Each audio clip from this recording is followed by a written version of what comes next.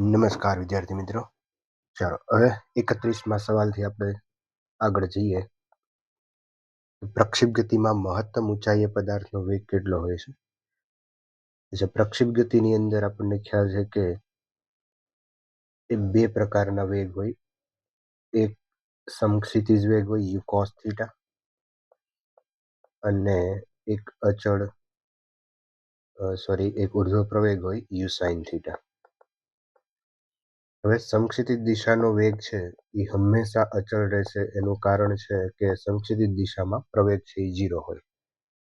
તો જેમ જેમ એ ઉપર જશે એમ વાય દિશાનો વેગ ઘટતા ઘટતા મહત્તમ ઊંચાઈએ વાય દિશાનો વેગ છે એ 0 થઈ જશે, પણ સમક્ષિતિજ દિશાનો વેગ અચળ રહેશે કારણ કે એનો પ્રવેગ 0 છે. તો અહીંયા મહત્તમ ઊંચાઈ એની પાસે વેગ હશે યુ કોસ થીટા. તો આન્સર જે છે એ બી આવશે. 32 જે છે એ આપણે જોઈએ તો અચળ વેગથી જતી ખુલ્લી કારમાં માણસ દડાને ઉપર તરફ ફેંકે છે.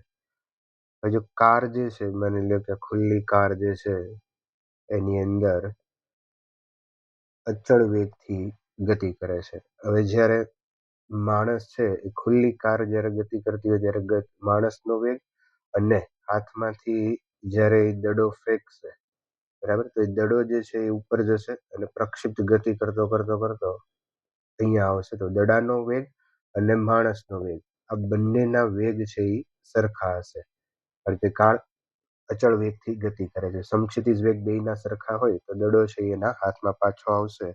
તો અહીંયા આન્સર જે છે એ મિત્રો આપણને ડી છે એ મળશે. Answer D. નેક્સ્ટ 33 આપણે જોઈએ તો એની અંદર બે પ્રક્ષેપ પદાર્થને સમાન પ્રારંભિક વેગ અને સમક્ષિતિજ સાથે અનુક્રમે 45 અને 30 ડિગ્રીના ખૂણે ફેંકવામાં આવે છે. તો એમનો અવધિનો ગુણોત્તર છે એ કેટલો થશે એ પૂછ્યું છે આપણને, બરાબર. તો અવધિનો ગુણોત્તર જે છે, અવધિનું સૂત્ર છે R1 is equal to you square sign 2 theta. 2 theta છે એટલે અહીંયા 45 ડિગ્રી છે, તો 2 ઇન્ટુ 45 ડિગ્રી એટલે 90 ડિગ્રી, અને છેદમાં જી. R2 ઇઝ ઇક્વલ ટુ બેયના વેગ સમાન છે તો યુ સ્ક્વેર સાઇન 2 થીટા, તો થીટા અહીંયા આપણને 30 ડિગ્રી આપેલો છે અપોન જી, બરાબર. આ બેયનો આપણે ગુણોત્તર લઈએ તો આપણને આન્સર જે છે એ જોઈએ તો એ sign 90 degree R1 upon R2 કરીએ તો R1 અપોન R2 કરશું તો આપણને ખ્યાલ છે કે એનો R1 છે અહીંયા 45 × 2 એટલે 90 એટલે 1 આવશે. U square sine G cancel થઈ જશે, અને સાઇન નહીં પણ U square upon G cancel, અને સાઇન 90 અને અહીંયા સાઇન 60 ડિગ્રી એટલે √3/2. તો આન્સર આવશે 2/√3. તો અહીંયા આન્સર જે છે એ આપણને સી છે એ મળશે, બરાબર છે. આગળ જઈએ 34 ની અંદર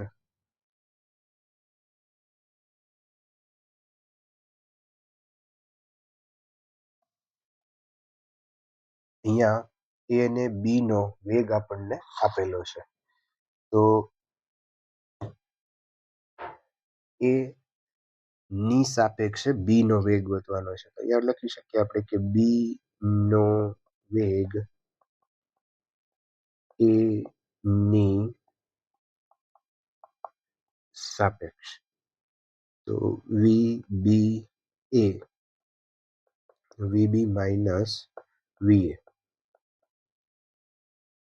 અહીંયા વીબી આપણને આપેલું છે 3i cap minus 7j cap minus વીએ છે 2i કેપ પ્લસ 4 જે કેપ. ચાલો તો અહીંયા 3 વાળા પદનો આપણે હિસાબ કરીએ તો 3 - 2 એટલે I કેપ, -7 - 4 એટલે -11 જે કેપ. તો અહીંયા આપણને આન્સર જે છે એ તમે જોશો તો બી છે એ આન્સર આપણને મળશે. એની પછી લઈએ આપણે 35 ની અંદરથી એમાં કીધું છે આપણને કે એક બંદૂકની ગોળી 280 મીટર પર સેકન્ડની ઝડપે સમક્ષિતિજની ઉપર 30 ડિગ્રી ના ખૂણે છોડવામાં આવે છે તો પ્રાપ્ત કરેલી મહત્તમ ઊંચાઈ છે એ કેટલી થશે. અચ્છા 30 ડિગ્રી છોડેલું છે એટલે પ્રક્ષિપ્ત ગતિ થશે ને પ્રક્ષિપ્ત ગતિ માટે મહત્તમ ઊંચાઈ છે u² sin² θ/2g.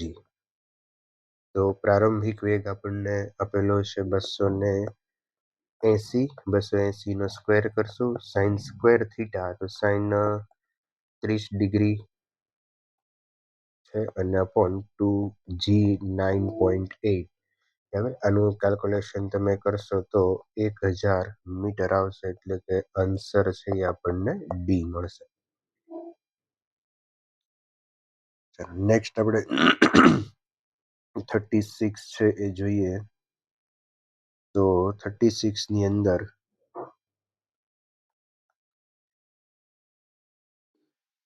10 kgનો પદાર્થ 10 મીટર પર સેકન્ડના અચળ વેગથી ગતિ કરે છે અને 4 સેકન્ડ માટે એના ઉપર બળ લાગે છે એટલે એનો વેગ છે 10 માંથી 2 મીટર પર સેકન્ડના વિરુદ્ધ દિશામાં વેગથી ગતિ કરે છે. તો પદાર્થ પર લાગતું બળ ગોતવાનું છે. તો બળ આપણને ખ્યાલ છે F = ma અને m એની જગ્યાએ લખશું વેગમાં થતો ફેરફાર v2 - v1 ના છેદમાં t2 - t1 અથવા તો t.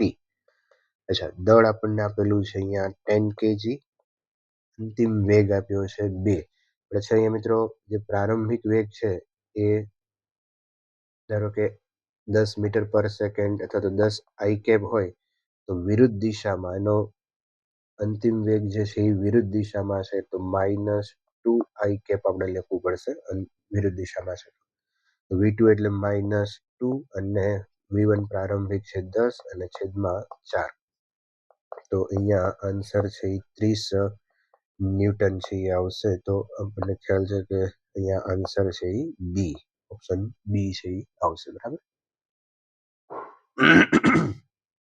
ચાલો 37મો પ્રોબ્લેમ છે એ આપણે સોલ્વ કરીએ તો 37મા પ્રોબ્લેમની અંદર આપણને કીધું છે કે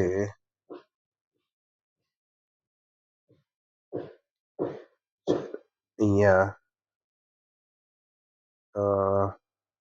ઓકે હવે બરાબર છે. બરાબર, 1000 kgના રોકેટમાં બળતણના વપરાશનો દર 40 kg/સેકન્ડ છે એટલે કે રોકેટનું દળ છે એ સમય સાથે ઘટતું જાય છે અને બહાર આવતા વાયુનો વેગ આપણને આપેલો છે તો રોકેટ ઉપર કેટલું બળ લાગશે. તો ન્યૂટનના બીજા નિયમ મુજબ પણ અહીંયા દળ બદલાય છે, વેગ અચળ છે.